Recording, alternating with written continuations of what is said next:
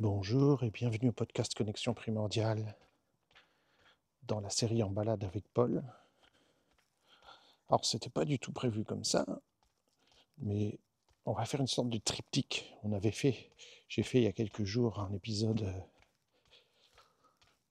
IMP et posture, intégration motrice primordiale et posture.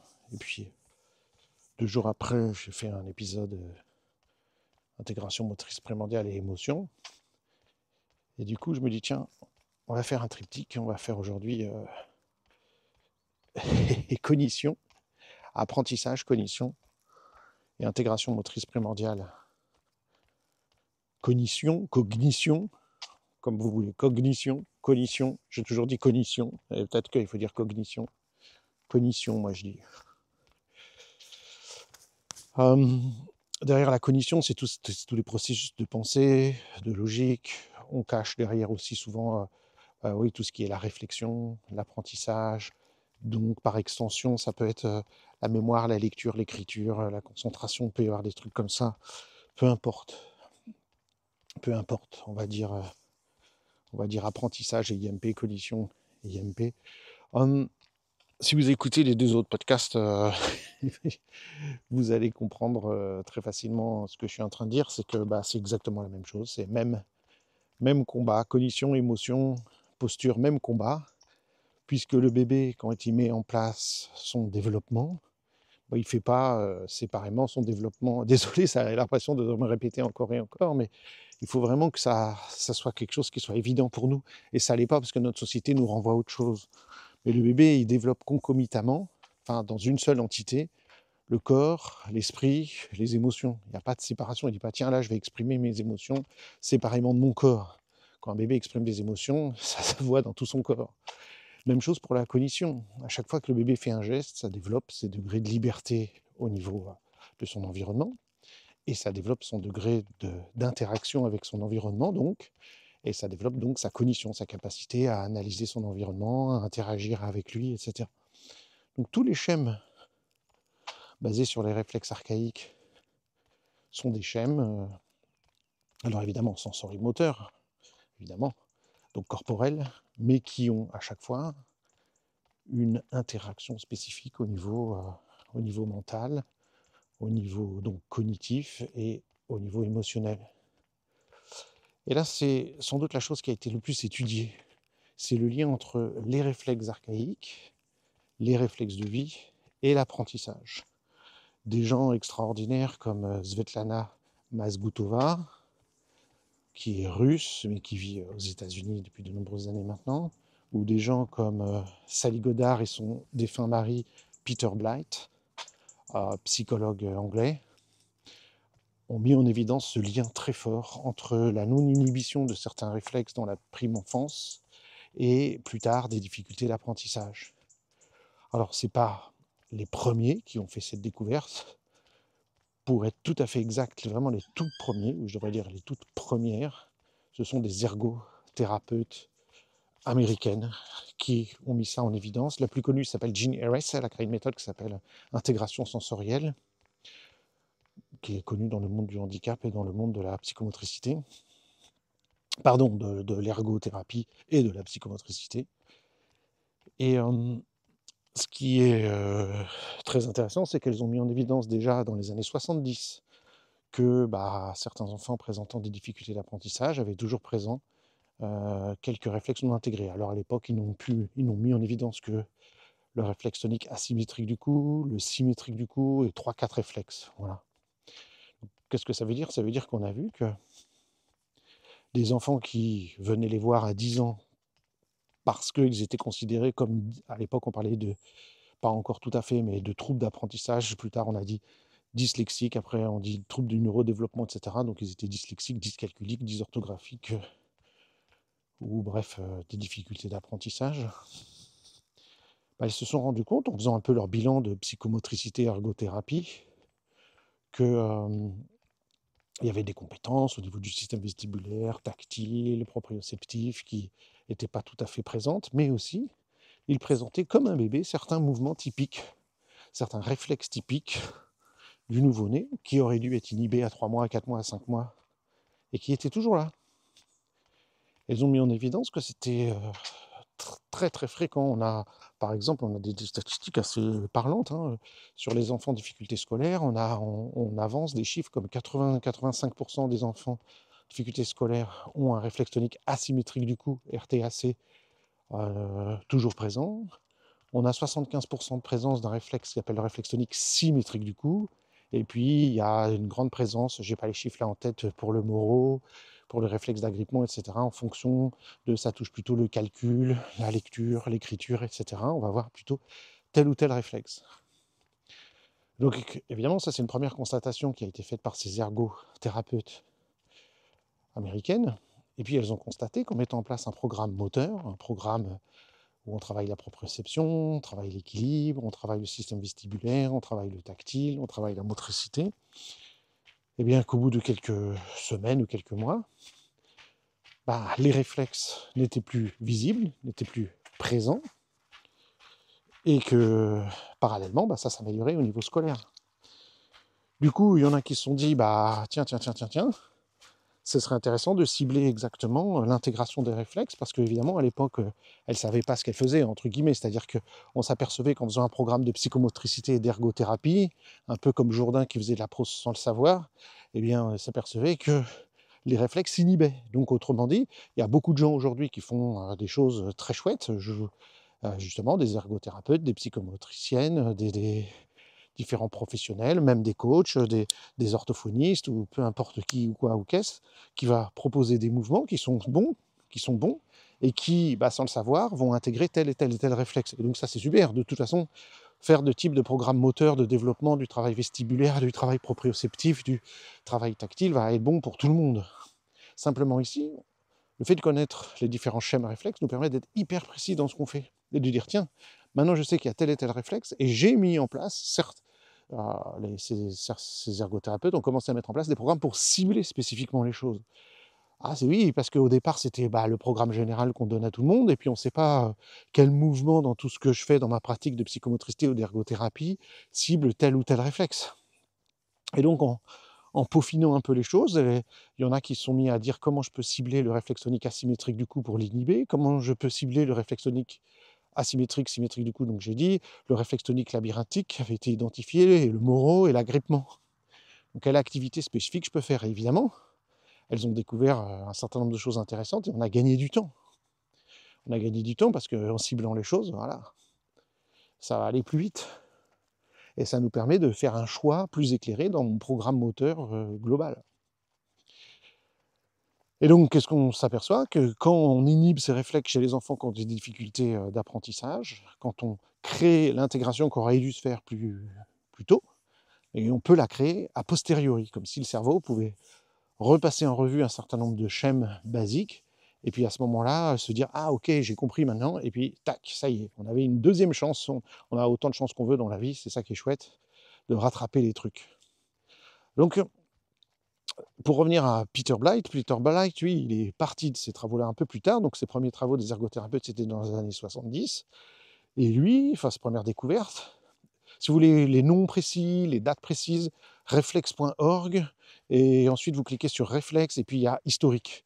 Et il y a tout un tas d'historiques, et puis il y a toutes les recherches qui ont été faites à l'époque, toutes les statistiques, toutes les recherches qui ont été faites à l'époque. Donc ça, c'est majeur.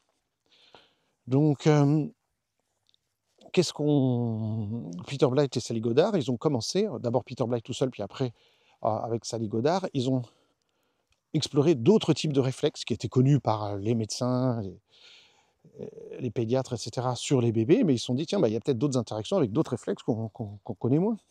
Et donc, Peter Blight, Sally Godard en sont venus à travailler avec une quinzaine de réflexes. Puis ils se sont aperçus qu'il y avait deux types de réflexes, en fait. Il y avait les réflexes archaïques, qui sont présents à la naissance, puis qui vont s'inhiber pour laisser place à des réflexes de vie. Et ces réflexes de vie doivent rester, comme leur nom l'indique, tout au long de leur vie. Alors, sauf qu'eux, ils n'ont pas appelé ça les réflexes de vie, ils ont appelé ça les réflexes posturaux. Donc en tout, il faudrait que je compte exactement une bonne fois pour toutes combien de réflexes ils utilisent, mais de tête comme ça, c'est 12-15 réflexes. Et puis un peu plus tard, donc là on est dans les années 80, et un peu plus tard, donc dans les années 90, Svetlana Mazgutova, docteur en psychologie et prof de brain gym, C'est comme ça que je l'ai rencontrée dans les années 90, quand elle mettait en place sa méthode, parce qu'elle parlait au fur et à mesure de ses découvertes dans les congrès Brain Gym, auxquels, en tant que représentant français francophone du Brain Gym, j'étais obligé d'assister au minimum tous les 2 ans. Donc, je l'ai rencontrée aux États-Unis, au Canada, dans des pays d'Europe, je ne sais plus où, en Angleterre, etc., dans d'autres pays, dans l'Europe de l'Est, et tout selon les déplacements des congrès. Voilà. Et puis, Mazgutova, elle a accédé à de la littérature. Alors, ce qui est intéressant, c'est comme elle est russe d'origine, enfin, elle a accès à de la littérature en Russie, dans les pays de l'Est, aux États-Unis, chez nous, etc. Parce que je dis chez nous parce qu'en France, il y a eu beaucoup de découvertes, beaucoup de chercheurs sur le réflexe sont français. On pense à Sainte-Anne d'Argassi, on pense à André Thomas, avec qui ils travaillaient tous les deux ensemble, on pense à d'autres, à Babinski, qui était français, Joseph Babinski, etc. Donc ça, c'était des Français. Donc, et à l'époque, ils écrivaient en français. C'était pas comme maintenant où tout doit être publié en anglais. Donc Mazgutova, elle a eu accès à pas mal de choses, et donc elle a étendu ça à près d'une quarantaine de réflexes. Donc on est passé d'une quinzaine de réflexes qui étaient étudiés et travaillés chez Peter Blythe, Sally Goddard, à une quarantaine de réflexes chez Mazgutova, ce qui a été repris partiellement après en la fameuse méthode RMT, Rhythmic Movement Training, de Harald Blomberg, pour citer, à mon avis, les 3 méthodes les plus connues au monde. On a l'IMPP en Angleterre, on a Harald Blomberg en Suède avec le RMT, et on a Mazgutova, le MNRI, qui n'a jamais été en Russie, parce qu'à l'époque, elle était déjà en Pologne quand elle a créé sa méthode. Elle a fui le régime soviétique avec son mari pour aller vivre en Pologne. C'est comme ça que moi je l'ai rencontrée, elle était en Pologne. Alors, pourquoi ces 3 méthodes, enfin surtout 2, en fait, il n'y a que 2 méthodes qui ciblent les réflexes à proprement parler. Je vais revenir sur le RMT dans un instant, mais c'est que les autres les ergothérapeutes que j'ai évoquées précédemment, américaines, elles travaillaient sur 1 ou 2 réflexes, et puis elles faisaient leur ergothérapie, leur psychomotricité. Leur but n'était pas de cibler les réflexes. Il y a eu aussi une dame très connue qui a permis le livre qu'on a publié qui s'appelle « Le réflexe pour la concentration et l'apprentissage », qui a passé 30 ans de sa vie à cibler le réflexe tonique symétrique du cou et qui a mis en place procédures spécifiques. Et elle est kinésithérapeute. Donc c'est le livre de Nancy O'Dell et Patricia Cook, et qui ont développé cette méthode. Mais vous voyez, ce n'est pas une méthode d'intégration de réflexes. Elles ont ciblé à l'époque le TDAH et la dyslexie spécifiquement. Donc TDAH, ça veut dire trouble de l'attention accompagné ou non d'hyperactivité. Et toute leur vie, c'est ça qui les intéressait. Hyperactivité, trouble de l'attention et dyslexie. Et elles ne faisaient ça que... D'ailleurs, il y en a 2 sur les 3 qui sont décédées. Elles étaient très âgées. La 3e est toujours très âgée, mais toujours active. Et voilà, ils ont passé toute leur vie à cibler un réflexe, et rien que ça, déjà, ça donne énormément de résultats. Donc c'est vous dire, rien qu'en travaillant le symétrique du cou, elles ont pu ouvrir des centres et travailler pendant 30 ans et aider des milliers d'enfants, plus ce livre qui en anglais s'appelle carrément, elles n'ont pas peur, Stopping Hyperactivity, donc arrêter l'hyperactivité. Plus tard, elles l'ont fait une nouvelle édition qui s'appelait Stopping Hyperactivity and Learning Disorder, et les problèmes d'apprentissage. Donc en français, on l'a traduit plus sobrement, de manière plus positive, le réflexe pour la concentration et l'apprentissage, réflexe tonique symétrique du cou. Donc ce n'était pas des écoles d'intégration de réflexes, et elles ont ciblé 1. Les ergothérapeutes, elles travaillent avec 3 réflexes, en gros 3-4 réflexes, mais en faisant de l'ergothérapie générale ou de la psychomotricité générale. Alors que chez Peter Blythe, Sally Goddard, dans un premier temps, parce que les choses ont beaucoup évolué au fur et à mesure des années. Dans un premier temps, c'était cette idée de cibler les réflexes et de mettre en place des programmes spécifiques pour les réflexes.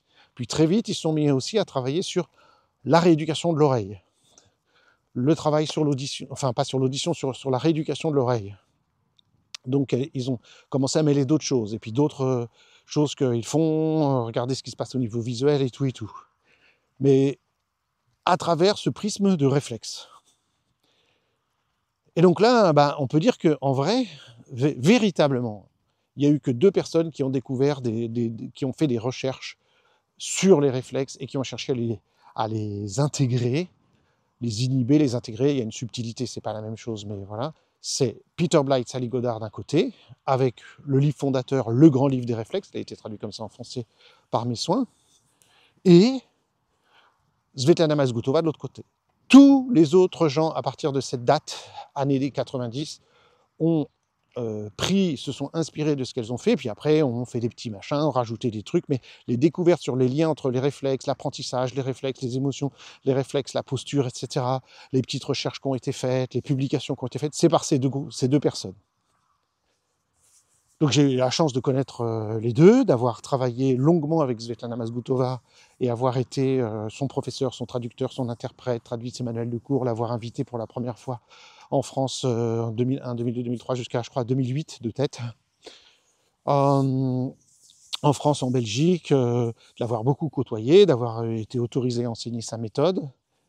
En revanche, l'IMPP, j'ai traduit les livres, donc j'ai même fait des interviews que vous pouvez voir sur YouTube de Sally Godard, puisque malheureusement Peter Blight est décédé avant que je rentre en relation avec eux et que je traduise leurs livres, mais j'ai fait des interviews avec Sally Godard, je suis en contact régulièrement avec elle, et j'ai traduit 3 de ses livres qui me semblent les plus intéressants. Le grand livre des réflexes, Prêt à apprendre avec les réflexes, et le 3e, le mouvement premier langage de votre enfant, qui s'adresse aux plus petits encore. Et là, on va sortir prochainement, je l'annonce pour la première fois, va sortir d'un... Oh, des chevreuils, parce qu'il y a des chasseurs, vite, les chevreuils, ils ont fuyez, des grands chevreuils, mais non, ils vont traverser la route. Oh, ils sautent par-dessus la route, ouah, la vitesse des chevreuils dans les champs. Ils ont raison, parce que là-bas, il y a eu des coups de chasse, je pense qu'il y en a un des leurs qui a été tué par les chasseurs. Ils s'enfuient loin, loin, loin. Purée, ça va vite, un chevreuil au galop comme ça, parce que là, c'est un champ, donc je vois au loin, au loin, au loin, au loin. 2 chevreuils, ils sont grands. Ils ont, pour traverser la route, ils ont fait pouf, un coup, ils ont traversé la départementale d'un coup de sabot. Ça y est, je les vois plus, ils sont déjà à l'horizon. Vous voyez, en 30 secondes, ils ont traversé tout l'horizon. La vitesse, j'espère qu'il n'y a pas un de leurs copains qui a été tué ou copine là-bas. Bon, on peut dire ce qu'on veut, les chevreuils, oui. Moi, j'ai dû mettre des clôtures partout autour de notre jardin-forêt. On a planté 1000 arbres avec Ludivine et arbustes, etc. Et oui, les chevreuils, l'année dernière, ils sont venus, ils en ont bouffé plein. On a eu une quinzaine d'arbres morts et tout. Voilà, mais évidemment, il n'y a plus de loups.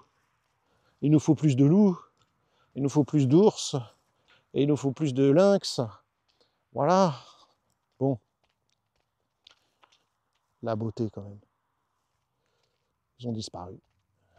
J'ai entendu un coup de fusil, puis après j'ai vu les 2 partir là. Peut-être qu'il bon, y en a un 3e qui malheureusement est resté derrière.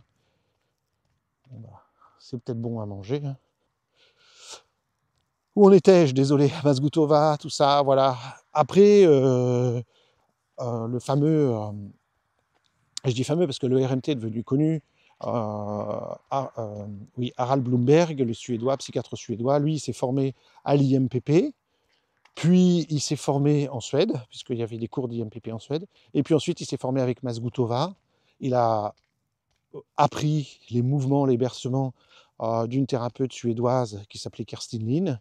Et voilà, il a un peu, entre guillemets, mélangé tout ça, mais lui-même n'a pas fait de recherche sur des nouveaux réflexes. Après, il a connecté les mouvements rythmés, les réflexes, et ça a permis des avancées qui sont très intéressantes. Mais lui-même n'a pas découvert de nouveaux réflexes, fait de liens entre les réflexes et l'apprentissage et ceci, cela. Il a repris les travaux. Mais il a fait quelque chose de génial, il a pu populariser, grâce à l'aide aussi de Moira Dempsey, qui était une autre prof de Brain Gym, elle lui a aidé à écrire la manuel de cours, à mettre en place les choses, etc. Moira Dempsey qui travaillait aussi avec Mazgutova. Bref, vous voyez, c'est un petit monde. Bonjour. Bonjour. Et ils ont pu mettre en place le lien entre les mouvements rythmés, les bercements rythmés de Kerstin Lin et tout le travail de réflexe de l'Angleterre et de notre amie Svetlana Mazgutova. Alors, je vous parle de tout ça parce que tous ces gens-là avaient, et c'est intéressant parce que Mazgutova est docteur en psychologie, Harald Blumberg est psychiatre, et en Angleterre, ce sont des psychologues scolaires, Peter Blight. Et c'est très intéressant parce que ces gens-là se sont ciblés énormément sur la cognition, sur l'apprentissage, sur la mémoire, sur l'hyperactivité, la concentration, la lecture, l'écriture, etc. Et Bloomberg a beaucoup communiqué là-dessus. Il a même créé des cours qui s'appellent bercement TDAH, machin. Bon, il n'y a rien de plus que dans les autres cours qu'on trouve ailleurs. Simplement, au lieu de dire amélioration de l'apprentissage, comme les autres disent, lui, il a dit problèmes scolaires, TDAH, etc. Moi, je ne partage pas cet avis et cette manière de faire. C'est pourquoi je n'ai pas souhaité collaborer avec lui, parce que ma philosophie m'interdit. Je ne pense pas que ce soit une bonne approche de faire ça. Après, lui, il est psychiatre et il est tout à fait légitime. Enfin, quoique c'est les problèmes d'apprentissage, c'est pas la psychiatrie, mais bref, il est beaucoup plus légitime pour dire et faire ça. Je pense que ça induit les gens en erreur. Donc, je suis en désaccord avec cette manière de faire et c'est pourquoi je n'enseigne pas le RMT moi-même. Mais en se formant au bercement, etc., eh bien on les intègre, on les a complètement intégrés, tout ce travail-là, en IMP. Et donc on connaît la puissance de ces bercements, surtout depuis qu'ils ont été retravaillés par Mourad MC, etc. Et bref. Ce qui est important de comprendre dans tout ça, c'est que les mêmes mouvements qu'on utilise pour la posture, la marche, les personnes en situation de handicap, les mêmes mouvements qu'on va utiliser pour les émotions, le bien-être, le développement personnel et tout, eh bien, vont nous servir pour l'amélioration de l'apprentissage. Et en fait, j'aurais dû dire l'inverse. C'est d'abord parce que ces gens-là se sont intéressés à l'amélioration de l'apprentissage et à la cognition qu'on s'est rendu compte que ça avait un impact au niveau postural et que ça avait un impact au niveau émotionnel. Donc vous voyez, c'est ça qui est intéressant. On se dit, tiens, on va cibler les enfants en difficulté scolaire. Puis on se rend compte qu'en utilisant ces mouvements-là, les enfants, ils vont mieux dans leur peau, dans leurs émotions, leur posture s'améliore, leur gestuelle s'améliore. Puis on se dit, tiens, ça peut intéresser les adultes commencent à pratiquer ces mouvements-là, et eux de même ont des progrès au niveau cognitif, émotionnel et postural. On se met à travailler avec des sportifs, avec des musiciens, avec tout un tas de gens. On se dit, voilà, finalement, quel que soit mon objectif, je vais vérifier dans comment on pourrait dire, dans ma batterie, dans mon stock, dans mon panel de mouvements, si j'ai accès à tout ça. Est-ce que j'ai accès à tous ces schèmes? Est-ce que j'ai eu accès à tous ces schèmes petits? Et quand je dis accès à tous ces schèmes, ce sont les réflexes archaïques d'une part et les réflexes de vie d'autre part. Et comme on l'a vu, le bébé ne sépare pas un schème, dans un schème l'aspect qui serait cognitif, l'aspect qui serait postural ou l'aspect qui serait émotionnel, mais en définitive, les mêmes mouvements vont avoir des effets à tous les niveaux. Encore faut-il pouvoir cibler de quel schème parle-t-on et ensuite quel mouvement va aider à mieux intégrer un schème. Vous voyez?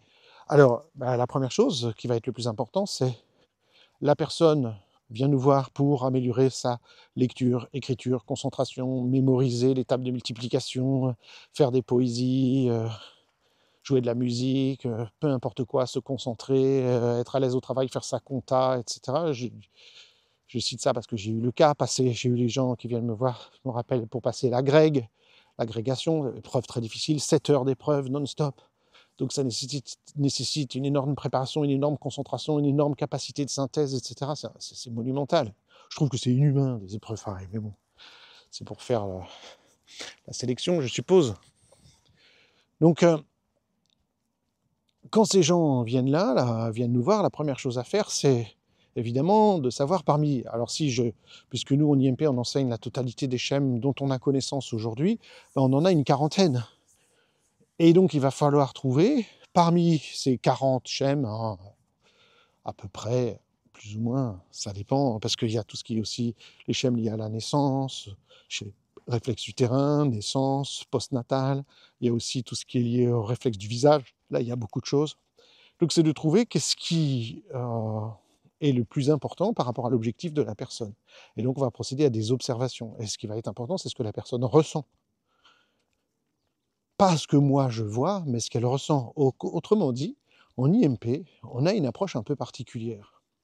Au lieu de voir et de considérer les réflexes comme des problèmes parce qu'ils ne se seraient pas intégrés, alors effectivement, ça peut l'être. Un réflexe non intégré, c'est comme un caillou dans la chaussure. Donc effectivement, s'assurer qu'il n'y ait pas une gêne, c'est important. Mais bébé, on a exploré un certain nombre de schèmes, plus ou moins bien, plus ou moins longtemps. On les a plus ou moins bien utilisés comme patron, puisque le mot schème, ça veut dire patron. Et donc, dans certains cas, c'est pas qu'il y a un problème que le réflexe n'est pas intégré, c'est que j'ai besoin d'aller chercher cette ressource, la ressource associée à ce schème.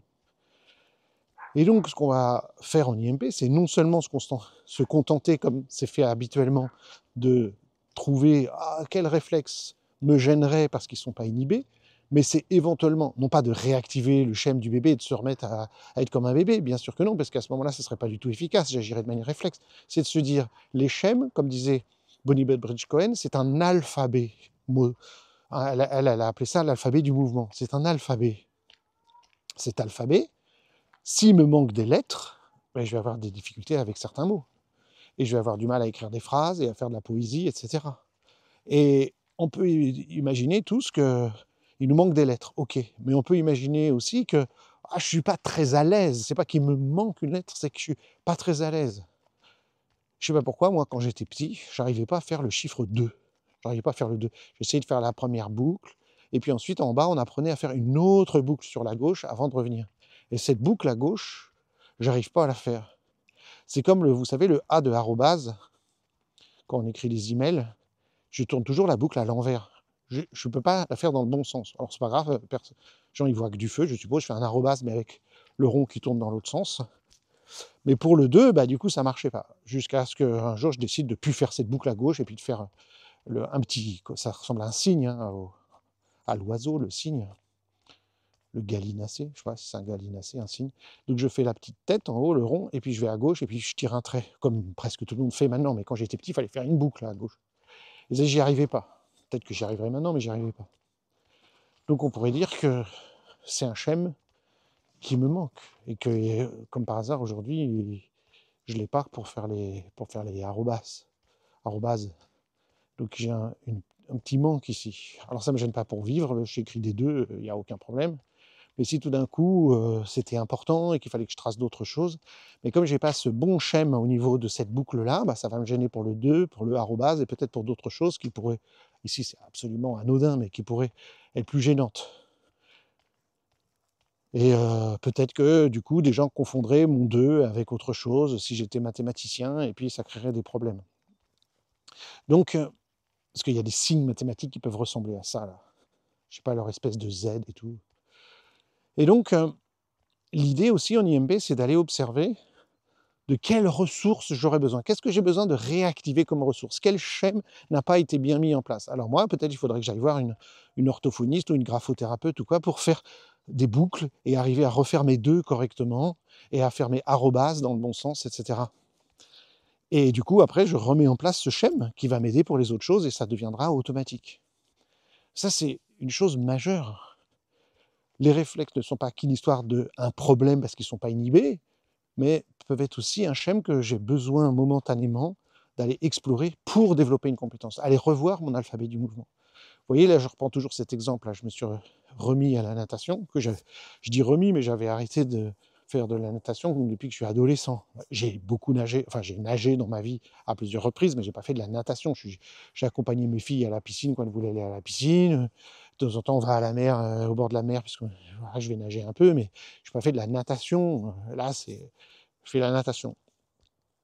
Et j'ai dû reprendre des bases.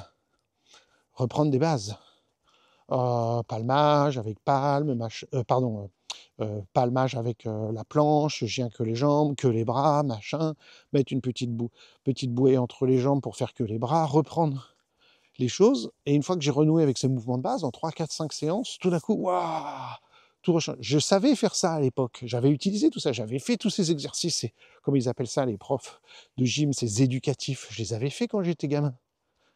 Mais bon, bah, j'ai perdu, évidemment, 30 ans, plus de 30 ans de non-pratique du truc, bah voilà, il faut revenir aux bases. Je reviens aux bases, et puis tout de suite, tout change. 4-5 séances, tout change. Mon crawl change, ma capacité à palmer change. En quelques séances d'éducatif, alors que si je m'étais mis juste, allez, va nager, c'est bon pour toi, va nager, faire du cardio, machin, ça va te faire dépenser des calories et tout.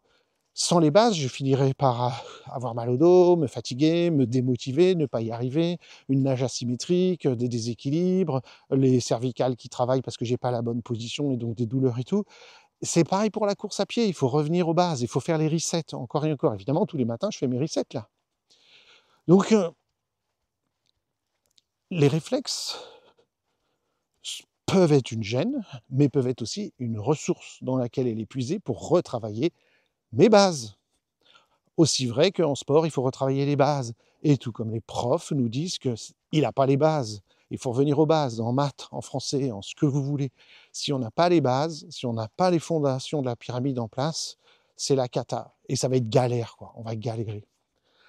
Donc au niveau cognition, il nous faut les bases. Et ça, c'est ce qui choque le plus. Parce que les gens comprennent très bien que quelqu'un vient nous voir et il veut travailler sa posture. Alors, il comprend très bien qu'on fait les resets au sol, on fait des retournements. Il dit, bah oui, ça fait travailler des muscles et tout, c'est bon pour sa posture. Mais sauf que quand quelqu'un vient nous voir, enfant, adulte ou quoi, pour de la cognition, lecture, écriture, concentration, etc., scolaire et tout, on va utiliser ces mêmes mouvements. Et ça, c'est difficile à comprendre pour les gens. C'est que ces mouvements-là ont servi de base pour la cognition. Alors, je vais donner 2-3 exemples. Premier exemple, le mouvement de retournement. Vous voyez le bébé qui est au sol et qui se retourne du dos sur le ventre, du ventre sur le dos. Donc on dit, ouais, il fait un mouvement qui va travailler sa colonne vertébrale, ses muscles, sa posture, son gainage. Et on peut se dire, bah voilà, c'est très bien parce qu'après, il va se mettre à ramper et à faire du 4 pattes et à tenir debout. Donc il a mis en place les bases pour le 4 pattes et pour marcher debout. Oui, 100% vrai. Mais en même temps, si on regarde bien ce mouvement, qu'est-ce que va faire l'enfant? En fait, quand il veut se retourner, c'est parce qu'il voit quelque chose, il va tendre son bras dans cette direction, parce qu'il a une cible visuelle d'abord, et il va croiser sa ligne médiane. Son bras va croiser devant sa ligne médiane, il va aller de l'autre côté du corps, donc si c'est son bras gauche, il va aller vers sa droite, il va étendre son bras comme pour attraper une chose qu'il voit, et son œil et sa main se coordonnent tout en croisant la ligne médiane. Et il va faire ça encore et encore. Puis quand il va se retourner, il va se retrouver sur le ventre, là il va redresser sa tête et utiliser ses 2 yeux à la fois. Donc il met en place la binocularité. Autrement dit, quand l'enfant fait ça, il fait de la coordination oculomotrice, du croisement de la ligne médiane et de la binocularité. Il met en place la binocularité sur une cible, donc avec des mouvements de vergence, convergence, divergence, etc. D'accommodation, proche, loin, loin, proche, plus exactement, etc.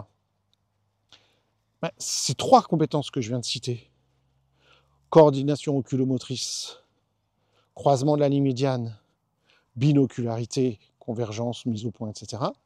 C'est ça qui est nécessaire pour écrire, par exemple.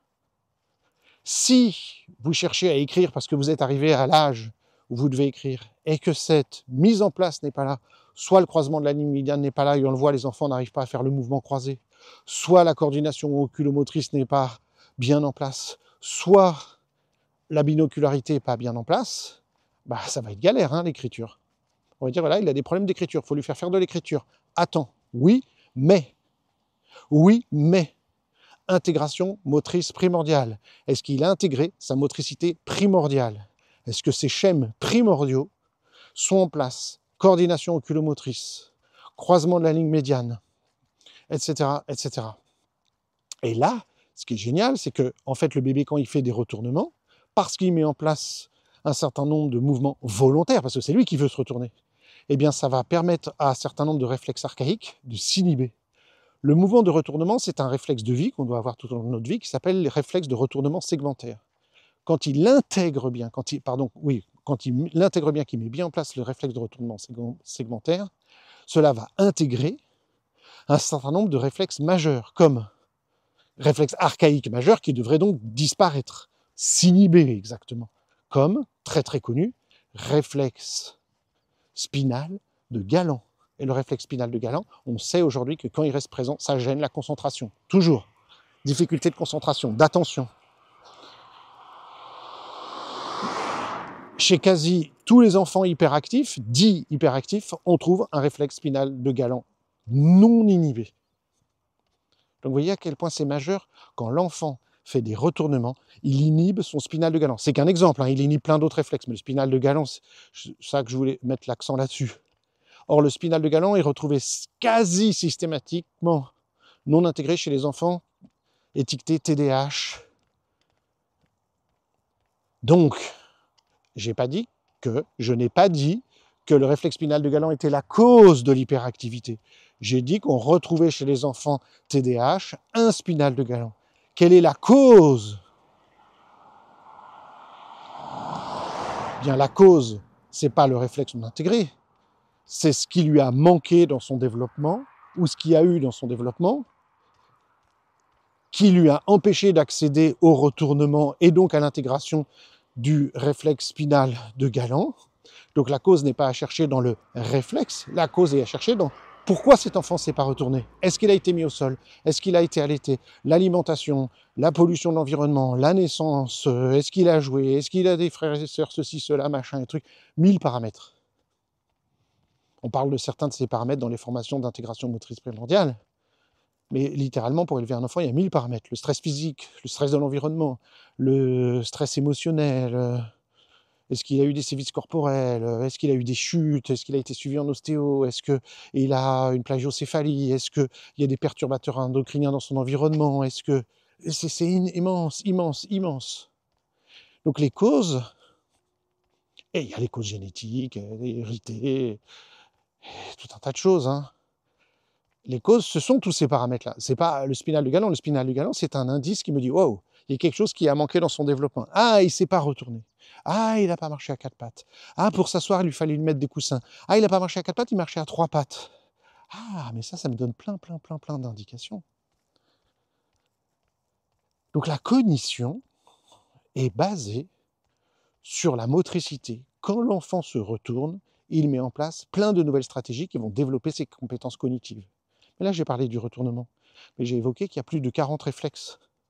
Donc chacun de ces réflexes va avoir un rôle, une fonction différente au niveau corporel, au niveau émotionnel, au niveau cognitif.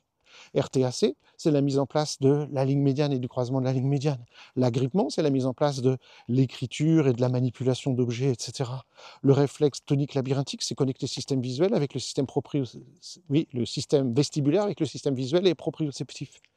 Le réflexe de Babinski est associé à la latéralisation du bas du corps, au mouvement croisé et au langage. Vous voulez que je cite les 40, ça va être long. Donc, qu'est-ce qu'on va faire en IMP? Première phase, d'observer, d'aider la personne à conscientiser qu'est-ce qui se passe, de quel schème elle a besoin, ou quel schème vient la gêner. Parce qu'il y a les deux aspects, il faut pas négliger les deux aspects. Une fois que c'est fait, vous avez identifié un schème qui vous semble prioritaire. Évidemment, quand quelqu'un vient nous voir, il y en a plein, hein. Schèmes primordiaux qui sont, on va dire, nécessaires de travailler, qui seraient intéressants d'explorer. Donc, il peut y en avoir plein. Mais ce qui compte, c'est de trouver la priorité. C'est comme moi, là, je me remets à faire de la natation et surtout de l'apnée.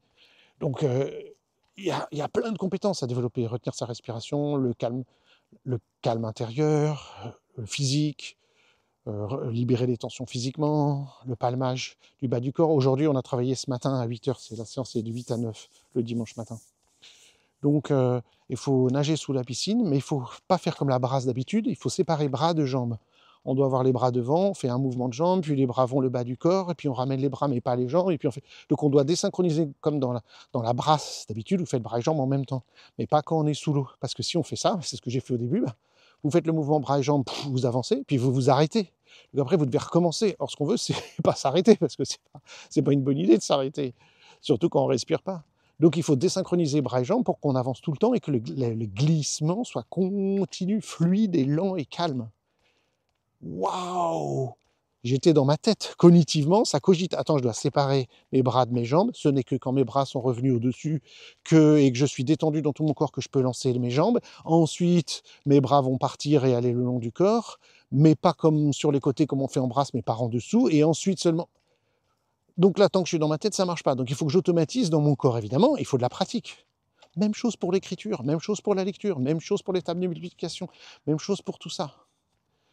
Donc, pour pouvoir coordonner le haut et le bas de mon corps indépendamment, il va falloir qu'un certain nombre de réflexes soient bien intégrés. Parce que si j'ai toujours un peu d'influence du moro, qu'est-ce qui se passe? Dans le moro, bras et jambes fonctionnent simultanément. Si j'ai un résidu de réflexe tonique symétrique du cou, RTSC, extension de la tête entraîne extension des bras et flexion des jambes. À ce moment-là, je n'arrive pas à désynchroniser les mouvements bras-jambes parce que quand l'un fléchit, l'autre doit se tendre. Mais là, c'est à tour de rôle dans le cas de la brasse sous l'eau. Je ne sais pas s'ils appellent ça la brasse, mais bon, du mouvement pour avancer sous l'eau en apnée. alors à ce moment-là, si j'ai un résidu de ces réflexes-là, et il y en a d'autres évidemment, j'aurais beau répéter, répéter, j'y arriverai pas. Et je vais me décourager, je vais abandonner. Vous allez me dire, qu'est-ce que ça a à voir? Tu es en train de me parler de la natation, qu'est-ce que ça a à voir avec la cognition? Mais ça a tout à voir. Parce que si je reste dans ma tête à un moment donné, attends, fais pas ci, fais pas ça, ah mais mon corps, mais j'y arrive pas. Et je vois, évidemment là je suis dans le groupe des débutants, il y a une dame, elle doute beaucoup d'elle-même, elle dit, ah mais non, mais j'y arrive pas, nanana, nanana. Alors peut-être ce serait intéressant d'aller voir 2-3 petits réflexes, et puis de dire, bah oui, mais là c'est normal, t'arrives pas, ton corps n'arrive pas à inhiber certains types de mouvements, donc tu peux pas t'empêcher de faire ça. En l'occurrence, c'est très bizarre, cette dame n'arrive à nager que vite. Elle arrive première à chaque fois. Première, elle fonce. Mais du coup, si vous allez très vite en apnée, vous vous essoufflez. Et s'essouffler sous l'eau, c'est pas une bonne idée. Du coup, elle ne peut pas aller aussi loin que tout le monde parce qu'elle va trop vite. Et elle arrive toujours la première. Il faut ralentir, ralentir, ralentir. Oui, mais si mon réflexe me dit vite, vite, vite. Donc à ce moment-là, vous voyez qu'il y a un conflit entre mon corps et mes réflexes qui s'activent alors que je voudrais qu'ils soient intégrés, inhibés, pour que mon corps, ma pensée cognitive et logique puisse fonctionner. En fait, Sally Godard l'explique très bien, ça tient en une demi-page. C'est ma demi-page préférée du bouquin, dans le livre qui s'appelle « Prêt à apprendre avec les réflexes ». C'est un livre génial, j'adore ce livre. « Prêt à apprendre avec les réflexes ». C'est une mine d'informations pour observer ce qui se passe avec les enfants, mais moi je l'utilise aussi avec les adultes, moins de 7 ans, plus de 7 ans. Et donc plus de 7 ans, ça implique les adultes, les gens oublient ça. Et donc il y a plein d'observations qui sont géniales, que j'ai beaucoup utilisées dans mon cabinet, parce qu'elles m'avaient été enseignées. Beaucoup de ces observations par Paul Denison, par des optométristes fonctionnels, etc. Plus évidemment des observations de réflexes, mais il y a d'abord une partie d'introduction où elle présente un certain nombre de choses à propos de l'apprentissage, des réflexes, etc., qui est très clair, très génialement fait. Et puis à la fin du livre, il y a tout le programme moteur à faire à l'école. Donc entre les observations, le programme moteur à faire à la maison et la théorie du premier tiers du livre, les trois parties du livre sont absolument géniales pour moi. Prêt à apprendre avec les réflexes de Sally Godard-Blight. Évidemment, je suis concerné, c'est moi qui les traduis, c'est nous qui le vendons. Comme on dit, j'ai un conflit d'intérêts. Et si je les traduis, c'est parce qu'il est génial et qu'il n'existait pas en français.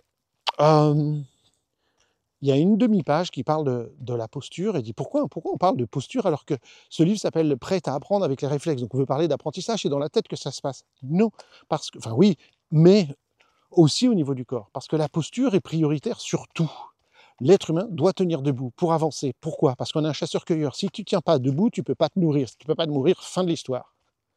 Donc la priorité, c'est la capacité à organiser ma posture, à mettre en place tous les mécanismes posturaux, redressement de la tête, système visuel, capacité à manger, à chasser, à cueillir, à pêcher, à glaner, à interagir avec mon environnement, à faire mes besoins. Parce que le jour où j'y arrive plus, c'est la mort. C'est aussi simple que ça. Donc si je demande à mon corps des tâches cognitives, la cognition est venue après des millions et des millions et des millions et des millions d'années d'évolution, des centaines de millions d'évolutions, des dizaines de millions d'années d'évolution, et arriver la cognition humaine telle qu'on la connaît aujourd'hui, basée sur des processus corporels. Notre cerveau, à la base, il sert à bouger. Simplement, le cerveau humain, du singe humain, du primate humain, le cerveau du primate humain a une possibilité motrice énorme qui progressivement a permis de développer la pensée. Parce que cette motricité se développant en libérant nos pattes avant pour pouvoir manipuler, la coordination oculomotrice, le fait de descendre des arbres pour manipuler des outils et faire des choses, etc., fait que on a de plus en plus de possibilités. Plus en plus de possibilités motrices nécessitent un cerveau plus gros pour commander cette motricité-là, pour prévoir le geste, pour anticiper. Donc là, lisez tous les travaux des chercheurs actuels, que ce soit Alain Berthoz, que ce soit Damasio, que ce soit plein d'autres, Rodolfo Linas, etc. Tous ces gens-là qui nous expliquent que c'est comme ça que s'est développée la pensée. La pensée n'est que la continuité de la gestuelle. Donc on ne devrait pas dire développement. Je suis très sérieux là. On ne devrait pas dire développement psychomoteur, c'est pas vrai. On devrait dire développement je ne sais pas comment on devrait dire, c'est peut-être pour ça qu'on dit dans l'autre sens, corporo-psychique. Vous savez, quand on dit corporo-psychique, motoro-psychique, ça nous sonne faux. Pourtant, ce qui doit sonner faux, c'est psychomoteur ou psychocorporel. Voilà, quand on dit les techniques, les approches psychocorporelles. Je ne suis pas en train de dire du mal ni de personne là ici. Hein. C'est juste, c'est la pensée occidentale, moderne et tout, qui n'est pas à la page, c'est tout. On dit développement psychomoteur, on dit développement psycho-émotionnel, psycho... Non, non, non, non, non, non, non. Ce n'est pas la réalité neurologique, et ce n'est pas la réalité anthropologique, et ce n'est pas la réalité de la théorie de l'évolution, et ce n'est pas la réalité de tous les travaux récents aujourd'hui. La réalité, c'est développement physico-psychique, corpo-psychique. Je sais pas, moi je parle pas le latin ou le grec, il doit y avoir une bonne manière de dire les choses, mais voilà. En tout cas, ces moteurs vont entraîner la pensée, la logique, la réflexion. Donc, qu'est-ce qu'elle dit en une demi-page? Voilà, moi il me faut 1 heure pour expliquer ça, elle dit ça en une demi-page, vous voyez, les grands esprits et les petits esprits comme moi. Les grands esprits, une demi-page. Ceux qui se conçoivent bien s'énoncent clairement. Voilà, Paul. Encore du boulot. Si au niveau postural, j'ai des manques, si au niveau moteur, j'ai des manques, mon cerveau estime que c'est la priorité, mon système nerveux. Et donc, je vais utiliser une partie de mon attention pour ma posture. À ce moment-là, mon attention ne peut pas y aller sur... Ça n'existe pas, le multitâche, hein, ça n'existe pas, c'est un mythe. Donc, mon attention cérébrale ne peut aller que sur une seule chose à la fois. Du coup, mon attention n'est pas disponible pour la lecture, pour l'écriture, pour la concentration, pour la mémorisation et pour toutes les tâches cognitives. Donc, ça va être plus fatigant pour moi, plus difficile. Je vais galérer, et puis on va dire que j'ai des problèmes d'apprentissage. Qu'est-ce qu'on fait nous? On ne dit pas qu'il n'y a pas des stratégies cognitives qu'il faut savoir mettre en place. On ne dit pas qu'il ne faut pas faire de la pédagogie, etc. Bien entendu, c'est le sommet de la pyramide. Mais si le bas de la pyramide, si dans mes fondations, au niveau postural, au niveau moteur, au niveau coordination, il manque des trucs, c'est sûr que ça va galérer là-haut. Le cerveau, tout en haut de notre corps, il va galérer. Si les yeux ont du mal à croiser la ligne médiane, je dis ça parce que c'est un des trucs qu'on voit le plus. On demande aux enfants. 30 ans de ma carrière, j'ai travaillé avec des enfants, de difficultés de lecture, d'écriture, de concentration. Allez, combien? 60% d'entre eux. Tu lui dis, regarde mon doigt, et vous déplacez le doigt de droite à gauche, et tu lui dis, sans bouger la tête. Soit il bouge la tête, soit les yeux sautent, et il n'arrive pas à suivre votre doigt. Comment voulez-vous qu'il puisse réussir à lire, à écrire, à se concentrer 5 heures par jour, assis sur une chaise, sans bouger? Donc on va dire, il est dyslexique, il a des troubles d'attention, il a des troubles de l'apprentissage, il a du mal à lire, il faut qu'il en fasse encore et encore. Donc on te redonne le même exercice pour lequel il te manque les bases, alors que... Et voilà. Et pourquoi cette erreur monumentale? Parce qu'on est dans une civilisation qui croit que le corps et l'esprit sont séparés. Donc les enseignants, qui n'ont pas été formés correctement, sont persuadés que la lecture, c'est du cognitif, et que s'il n'y arrive pas, il faut lui faire répéter encore et encore du cognitif. Quand les enseignants voient bien qu'au niveau du corps, les enfants ne maîtrisent plus rien, que les enfants ne peuvent pas tenir assis sur leur chaise, qu'ils ne peuvent pas contrôler leurs yeux, etc., etc. C'est-à-dire qu'aujourd'hui, on devrait faire beaucoup plus de motricité en classe. Pourquoi? Parce qu'autrefois, les enfants, ils avaient moins besoin de psychomotricité, puisqu'ils en faisaient naturellement des heures par jour. Ils couraient, ils sautaient, ils grimpaient, ils allaient dans les arbres, ils allaient aider leurs parents, ils faisaient des tas d'activités, ils faisaient du vélo et tout. Maintenant, ils font des écrans et encore des écrans. Je suis désolé, si les statistiques nous disent qu'un enfant de 8 ans fait 3 heures par jour d'écran, j'ai dit un chiffre au hasard, mais c'est un chiffre très très courant. 8 ans, 9 ans, 10 ans, 3 heures d'écran par jour, ces 3 heures-là, je ne suis pas en train de dire que l'écran est la cause.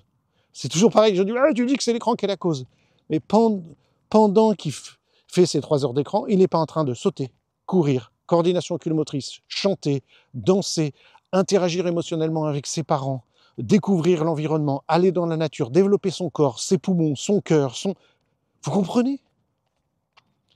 Du coup, il faut faire plus de psychomotricité à l'école.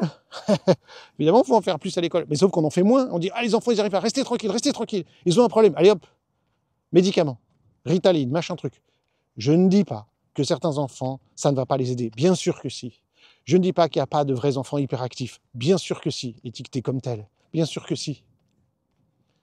Mais au lieu de voir ces enfants à problème, il faut regarder l'environnement. Il faut regarder ce qui se passe dans leur corps. Je n'ai jamais vu, en plus de 30 ans de carrière, d'enfants en difficulté scolaire qui avaient acquis toute leur base au niveau de leur motricité. Jamais. Pas une fois. C'est les yeux, c'est les oreilles, c'est les muscles du cou, c'est la coordination droite-gauche et des réflexes non intégrés. Des mains, des pieds, du dos, C'est pourquoi aujourd'hui on forme tous ces professionnels, c'est tellement génial. 2 fois par mois, on donne des cours, on a des kinés, des ostéos, des podologues, des orthophonistes, des psychomotes, des enseignants. Et je tiens à souligner, les enseignants viennent sur leur propre denier. C'est très bien, les kinés, les ostéos, les podologues, les orthophonistes, mais ils peuvent le déduire de leurs frais professionnels. Pas les enseignants, qui sont mal payés, comme chacun sait. Je n'ai pas dit que les autres étaient bien payés, hein, les psychomotes et tout, les kinés et tout. Mais on le sait qu'elles sont particulièrement mal payées, les enseignantes, parce qu'on voit que les enseignantes, et sur leur propre denier. Ça veut vous dire à quel point elles sont désespérées, parce que ça devrait être l'école qui nous invite. Mais non, non, non, non, non. Introduire le corps dans l'éducation nationale, ou éventuellement 1 heure de sport 2 fois par semaine, c'est déjà un maximum, alors que nos enfants sont prédiabétiques ou diabétiques, obèses, manque de mouvement, le cœur, ça... bref, non, non, non, non. On dirait que je m'énerve un peu comme ça, parce que c'est le truc qui m'a passionné le plus toute ma carrière. Les difficultés d'apprentissage sont toujours, allez, je ne vais pas dire le mot toujours parce qu'un jour quelqu'un va me prouver le contraire, sont dans l'immense majorité de plus de 90% des cas, largement plus que 90% des cas, associés à des déséquilibres au niveau postural, au niveau moteur. D'ailleurs, à l'université de Dijon, dans le cadre d'un diplôme universitaire, mis en place par le docteur ophtalmologue Patrick Kersia, qui d'ailleurs m'a demandé une fois d'intervenir, c'était il y a longtemps déjà, mais dans le cadre de ses diplômes universitaires, il affirme recherche et recherche et recherche à l'appui, recherches qui ont commencé, alors j'ai pas le nom, c'est désolant, mais qui ont commencé au Portugal, que lui a continué.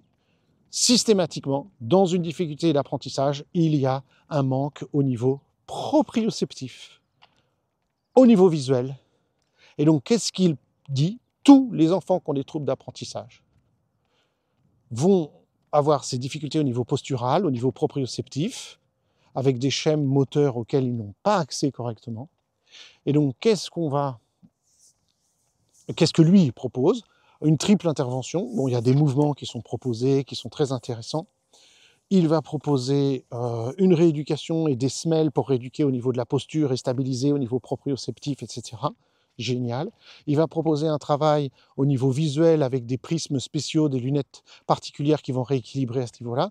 Et, tenez-vous bien, les semelles, déjà, les gens ne comprennent pas. Les espèces de lunettes, les gens pensent, ouais, c'est un truc, ce qu'ils ne voient pas bien, c'est normal, avec la lecture, l'écriture, la concentration et tout. Les gens sont prêts à accepter ça. Les semelles, c'est, je vous ai dit, s'il fait des efforts au niveau postural, il n'est pas disponible pour la cognition. Donc, Patrick Kersia, il a mis ça en évidence. Donc, il faut stabiliser à ce niveau-là quand c'est nécessaire. Et le troisième truc qui choque le plus les gens, c'est le positionnement de la langue. Et du coup, il faut rééduquer ce positionnement de la langue pour la respiration nasale. Les enfants en difficulté scolaire, il y a une plus grande majorité d'enfants en difficulté scolaire qui respirent par la bouche. Ça doit nous dire quelque chose. Donc, il faut repositionner la langue, parce que la langue est associée aussi, bon, à la ventilation, la respiration, plein de choses, mais à la posture, parce que la mâchoire, c'est là où il y a des endroits le plus du corps où il y a de la proprioception, des capteurs proprioceptifs qui organisent notre posture. Notre posture s'organise du bas vers le haut et du haut vers le bas, des pieds vers la tête et de la tête vers les pieds. Et la tête, c'est la mâchoire, parce que c'est l'articulation du crâne, c'est la mâchoire. Il y a l'osioïde aussi, un peu plus bas, dont on s'occupe en IMP, on s'occupe aussi de la mâchoire et des réflexes du visage. Là, je vous dis des tas de trucs parce que je veux consolider ce qu'on fait en IMP, basé sur d'autres recherches d'autres gens, mais on fait exactement la même chose dans la même direction. Nous, on va travailler au niveau des pieds, on n'utilise pas de semelle évidemment, mais nous travaillons avec des podologues, mais nous, à notre niveau, les podologues nous envoient les enfants et vice-versa. Nous, on va travailler au niveau des réflexes du pied. Qu'est-ce qu'on a au niveau des réflexes du pied? Agrippement plantaire, Babinski, qui est son antagoniste, allongement croisé, réflexe de protection et réflexe de redressement statique. Ça fait 5 réflexes au niveau des pieds. 4 archaïques qui doivent s'inhiber et un seul et un réflexe de vie, s'appelle le réflexe de protection. Les 4 autres sont des réflexes archaïques qui doivent s'inhiber. Je répète, les 4 qui doivent s'inhiber.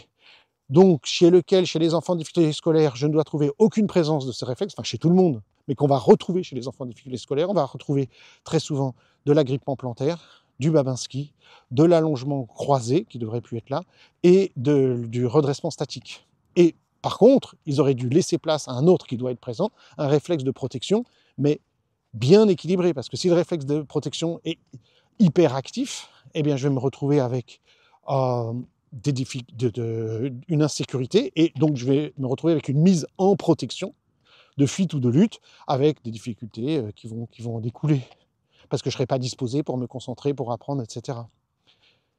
Donc ça, on va vérifier.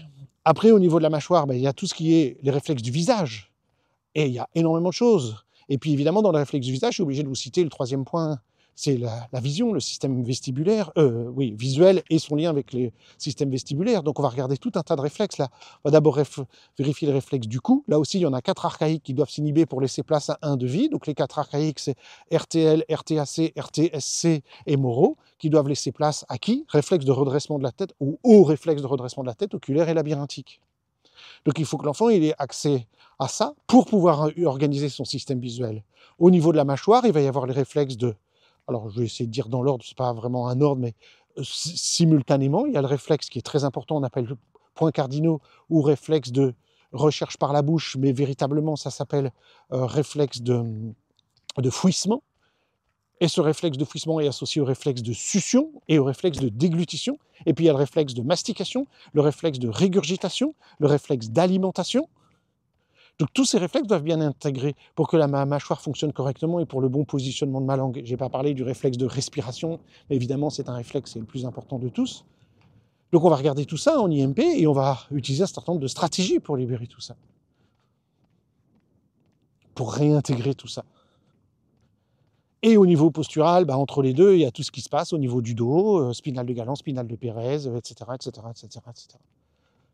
Donc vous voyez, pour qu'un enfant soit disponible pour apprendre, ou un adulte, ou une personne âgée, ou une personne en situation de handicap, il y a tout un tas de mécanismes corporels, physiques, moteurs, appelez ça comme vous voulez. On doit les connaître, on doit les étudier. Alors évidemment, l'orthophoniste n'a pas le temps de tout faire. Et si elle fait ça, elle ne va pas avoir le temps de faire de la rééducation. Donc nous, on forme beaucoup d'orthophonistes, dans lesquels on trouve soit des orthophonistes qui se disent je vais utiliser quelques petits mouvements en IMP pour pouvoir faire en sorte que mon enfant soit disponible pour ma rééducation orthophonique. Donc elle mixe un petit peu les deux, ou elles font un petit peu plus d'IMP au début, puis après, l'enfant est plus disponible. Enfin, elles peuvent faire leur séance d'orthophonie, de rééducation comme elles font. Même chose pour plein de métiers, comme les kinés et tout. Et puis il y en a d'autres qui disent, bon allez, je vois 2-3 petits trucs ici, hop, il faut envoyer chez quelqu'un qui fait l'IMP. Et là, on va travailler en profondeur avec un spécialiste des schèmes primordiaux que nous sommes. Donc vous voyez, tout est lié. Alors j'ai pas fini, c'est le sujet sur lequel j'ai passé toute ma vie, j'aurais plusieurs heures à dire sur le sujet, évidemment. Mais l'apprentissage, la cognition, c'est tellement passionnant. J'ai travaillé avec tout ce qui est la lecture, l'écriture, la concentration, la mémorisation, etc. Donc il y a tous ces mécanismes au niveau corporel qu'il faut qu'ils soient en place. Mais ok, comment on fait? Comment on fait? Et c'est la grande force de l'IMP, c'est que l'IMP n'est pas attaché à une école spécifique, qui sont toutes bien, hein. J'ai cité le RMT, le MNRI, l'IMPP, c'est-à-dire la méthode anglaise, la méthode Masgutova, la méthode suédoise. J'ai travaillé avec d'autres gens, jusqu'à l'Australie, le Canada, les États-Unis, l'Allemagne. J'en oublie, hein, mais voilà. Aux États-Unis, il y a plein de gens. Quand je dis les États-Unis, il y a plein de gens qui ont développé plein de choses, vous en doutez bien. Des ergothérapeutes, des machins, des docteurs d'université, des machins, bref. Chacun a développé une approche. Oui, parce que ces différents spécialistes travaillent avec des publics différents, des enfants, des bébés, des personnes en situation de handicap, des adultes, des personnes âgées, etc. Et évidemment, ce n'est pas la même chose quand vous travaillez avec une personne porteur de polyhandicap, ou comme j'ai travaillé avec cette dame extraordinaire, dont le nom va me revenir, cette dame extraordinaire qui a mis en place le Movement-Based Learning, qui, elle, travaille avec des enfants qui étaient sourds, aveugles, atteints de plusieurs handicaps, etc.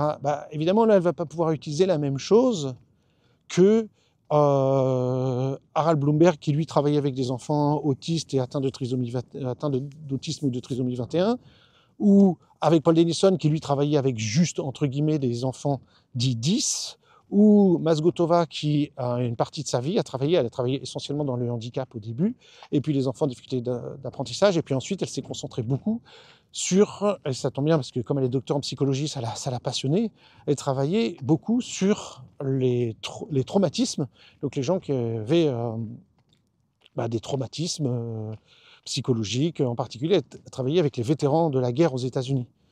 Donc vous voyez, on ne va pas utiliser la même chose, les mêmes techniques, les mêmes mouvements, les mêmes procédures, les mêmes remodelages. Donc chacun, en fonction de ses besoins, a développé un certain nombre de choses. Donc le gros avantage en IMP, c'est que nous, on s'est formé à toutes ces approches et on enseigne tout ça. C'est pour ça que je dis que l'IMP est un système, une synthèse d'intégration motrice primordiale, ludique et éducatif. On enseigne plein de choses et en fonction... C'est ce qui rend l'IMP un peu plus complexe que d'autres approches, c'est qu'on vous donne une polyvalence tellement énorme qu'après, il faut faire le choix. Mais en vrai, le choix, il va être très facile parce que ça va être en fonction de la personne. On va lui proposer, c'est simplement que nous, on a un menu qui est un peu plus grand que les autres et que les gens ont plus de choix dans le menu. Alors, je sais, on dit que dans un bon restaurant, s'il y a trop de choix, c'est pas un bon restaurant parce que qui trop embrasse mal étreint. Mais en IMP, on va vraiment savoir étudier toutes ces choses-là et on aura toutes ces choses-là à notre disposition. Et c'est extraordinaire. D'ailleurs, aujourd'hui, de toute façon, tout le monde nous a copié, tout le monde fait pareil. Toutes les écoles, sauf l'IMPP en Angleterre, se sont mis à faire ce qu'on faisait au fur et à mesure des années. C'est-à-dire que nous, on a introduit les jeux de sacs de grains, tout le monde s'est mis à le faire. On a introduit les bercements avec l'isométrique, tout le monde s'est mis à le faire. On a introduit d'autres choses comme Tim Anderson, certains se sont mis à le faire et pas tous. Nous, on continue à travailler avec lui. On a introduit des travaux de plein d'autres gens que des gens n'ont pas encore mis en place parce que nous, on a développé des relations particulières avec ces chercheurs au niveau international. Donc, on a énormément de chance. Et puis, on étudie plein d'autres trucs. Là, on prépare des choses, je vous dis pas, mais on prépare beaucoup de choses avec des professionnels du monde entier et de France, etc. Je vous en dis pas plus parce qu'on va pas vendre la peau de l'ours avant de l'avoir tué. Et je ne sais pas si ça sera pour dans quelques semaines ou quelques mois, mais pas mal de choses au niveau de l'IMP. C'est hyper dynamique avec des projets très beaux.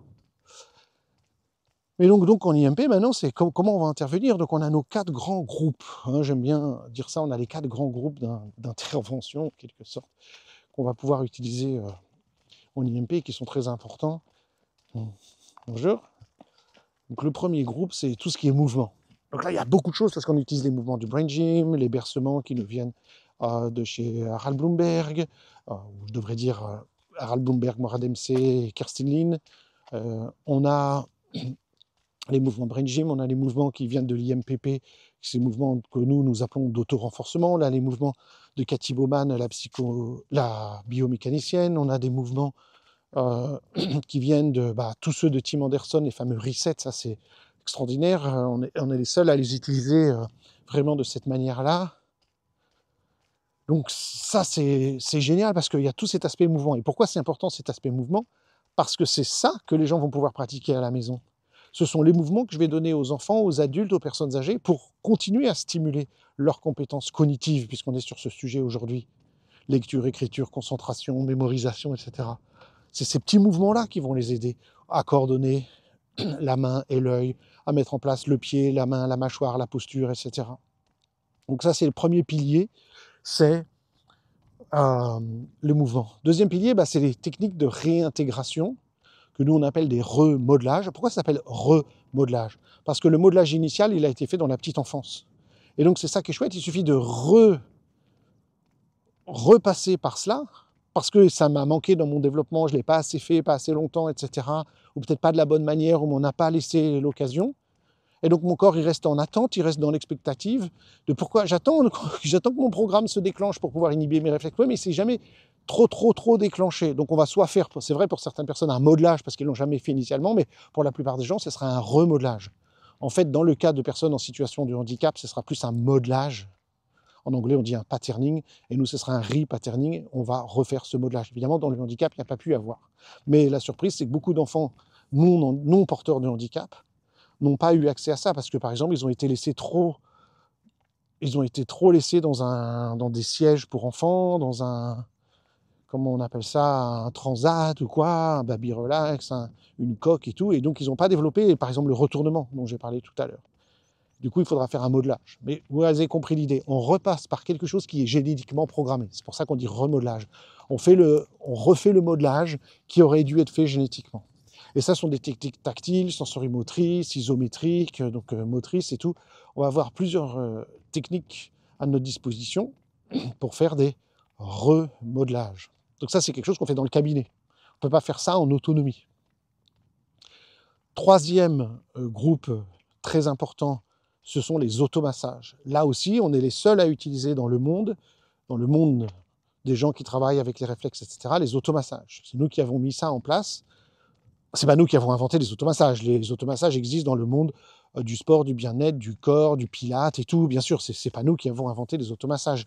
Comme je l'ai déjà souvent dit dans ce podcast, je les ai appris à la base tout petit pour quelques petits automassages à la balle parce que ma mère avait fait préparation à l'accouchement avec Thérèse Berthera qui a popularisé les premiers massages suite aux travaux puisque Thérèse Berthera était une élève de Françoise Mézières, qui est la première qui a parlé de chaînes musculaires et qui a proposé de travailler avec des automassages pour libérer les tensions des patients, puisqu'elle est kiné, dans les chaînes musculaires, et entre autres avec la balle de massage. Et moi, depuis 19 ans, l'âge de 19 ans, j'ai utilisé ça très souvent.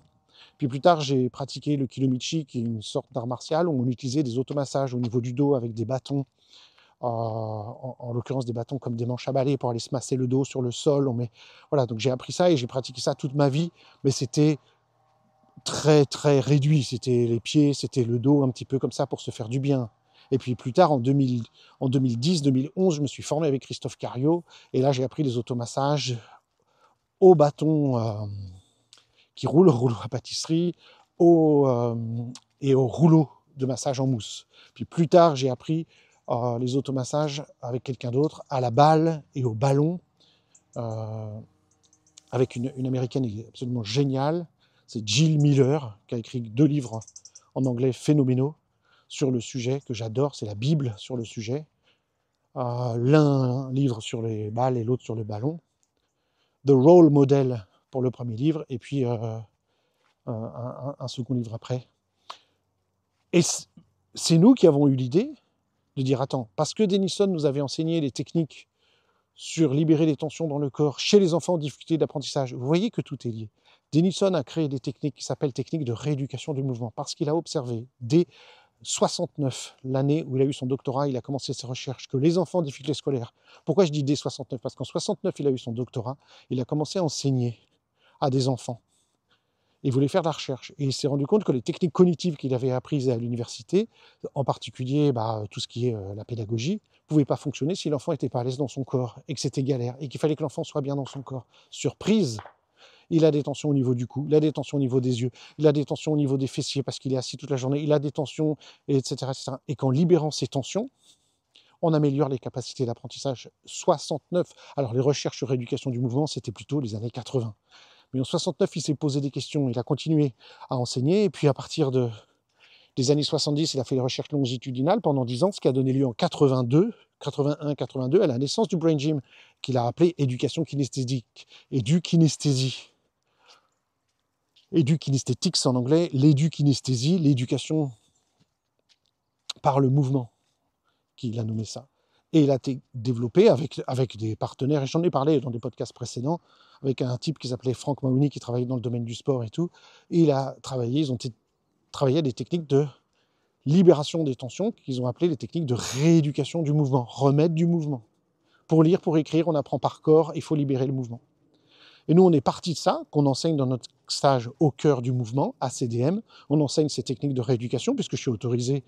Je suis prof de cette méthode de Denison depuis de très nombreuses années. Je l'ai enseigné toute ma carrière. Et mais maintenant, on l'enseigne avec, en plus, cette notion de schème et les automassages. Donc, on va faire des techniques de rééducation du mouvement. Ça, c'est un remodelage dans le cabinet. Puis, on va enseigner aux gens les automassages pour continuer et éviter que la tension revienne et continuer à l'enlever au quotidien, jusqu'à temps qu'elle disparaisse complètement. Donc c'est pourquoi en IMP, il y a les mouvements, il y a les techniques de réintégration, remodelage, et les automassages. Parce qu'un réflexe non intégré peut générer des tensions, et des tensions vont faire perdre l'intégration d'un réflexe. Donc si je travaille avec quelqu'un qui veut travailler au niveau cognitif, lecture, écriture, concentration, mémorisation, etc., et qui a des tensions dans son corps, ça va le gêner. Donc il faut les libérer. Le meilleur moyen, les massages. Si tu es marié à un kiné, une kiné, tant mieux, demande-lui des massages tous les jours. Il y a peu de chances pour que votre mari qui soit kiné vous le fasse. Je dis non, je fais ça toute la journée au boulot, je ne vais pas vous le faire. Donc il vous reste quoi? Payer le masseur au coin de la rue, mais il vous fera des techniques générales qui seront géniales pour faire du bien, mais pas forcément les tensions que vous avez besoin de libérer, spécifiquement par rapport à vos objectifs d'apprentissage, etc. D'où les automassages qu'on va vous enseigner pour que vous puissiez aller cibler les zones précises. Ça, c'est notre troisième boîte à outils en IMP. Automassage à la balle, au ballon, au rouleau, etc. On a même des balles d'automassage, des bagues d'automassage pour aller masser les doigts pour tout ce qui est écriture, tension au niveau de l'agrippement, de la main et tout. On retrouve tout ce matériel puisqu'on a fait le nôtre, on a fait des recherches pour avoir le matériel parfait par rapport à ce qu'on fait. Et c'est pourquoi on a créé le site ressourcesprimordiales.com. Sur ressources primordiales, là encore, j'ai un conflit d'intérêt, oui. Ressourcesprimordiales.com, pourquoi? Parce que là, on a créé nous-mêmes pour pouvoir cibler spécifiquement ce qu'on cherchait en IMP. Le bâton parfait, le rouleau parfait, les balles parfaites pour faire ce qu'on veut. Et c'est ce qu'on enseigne dans le stage au cœur du mouvement. Et il nous reste le quatrième, et je te clôturerai là-dessus, certains pourraient me dire, tu devrais commencer par ça, c'est la respiration. Quatrième pilier des mouvements, enfin des choses qu'on enseigne en IMP, des activités d'IMP. Le quatrième pilier, c'est tout ce qui touche à la respiration. Ben oui, depuis 1 heure, je vous parle de cognition. Attends, je vérifie. Je vérifie mon timing. Je sais pas, ma montre devrait dire depuis combien de temps je fais ça. Oui, depuis 1h10. Ça va être le plus long épisode de podcast, mais je pense que le sujet le nécessite. Et toute ma vie, j'ai vu ces enfants qui viennent et je leur demande de lire, d'écrire, de se concentrer, de mémoriser, de faire les trucs pour lesquels ils viennent me voir. Et la respiration, elle fait quoi, vous croyez? Elle se bloque, elle est superficielle, elle est difficile, les émotions montent, la peur, le stress, j'y arriverai pas, je suis nul, je suis un incapable, je déteste ces trucs, le maths, je veux m'enfuir, je veux attaquer. La respiration, à chaque fois, est impliquée. Si je m'en occupe pas, si je libère pas la respiration, c'est la première chose, nous on va pas faire des techniques de respiration d'abord, il faut libérer l'espace ventilatoire. Donc on a des techniques de rééducation du mouvement, on a des automassages, et nous avons des mouvements, en particulier il y a une catégorie entière de reset, qui nous proviennent de Original Strengths de Tim Anderson, qui servent à ça. Et ensuite, on peut, seulement quand ça est fait, on va pouvoir développer les techniques de respiration à proprement parler. Avec les enfants, ça reste très sobre, parce qu'avec les enfants, je laisse passer les voitures, avec les enfants, une fois qu'on a libéré les tensions autour de la ventilation, c'est l'heure où dimanche matin tout le monde va chercher son pain, c'est ça, à la boulangerie. Une fois qu'on a libéré ça, la respiration se met en place naturellement, spontanément, aisément. C'est plus dur chez les adultes parce qu'on a pris de longues années d'habitude de mauvaise respiration. Donc ça va être plus difficile chez les adultes. Et donc chez les adultes, on va procéder en 2 temps. On va procéder à libérer l'espace ventilatoire respiratoire. Évidemment, il y a plein de schèmes réflexes. L'épisode est déjà trop long, mais il y a plein de choses qu'on va faire pour ça. Plein de schèmes qui sont importants, comme le réflexe de peur paralysante, comme les réflexes de la naissance, comme le Moro qui est associé à la respiration, et d'autres encore. Le Lando pour recréer de la joie, de la bonne humeur et des bonnes inspirations. Il y a plein de choses qu'on va faire en IMP. Mais ensuite, avec les adultes, on va enseigner des techniques respiratoires un peu plus spécifiques qui viennent du yoga, qui viennent du monde de l'apnée, qui viennent du systéma, parce que j'ai beaucoup étudié le systéma pour apprendre des techniques de respiration qu'on a essayé, qui viennent des thérapies cognitives et comportementales et qui ont fait leurs preuves pour libérer le stress, etc. Donc il y a tout ça.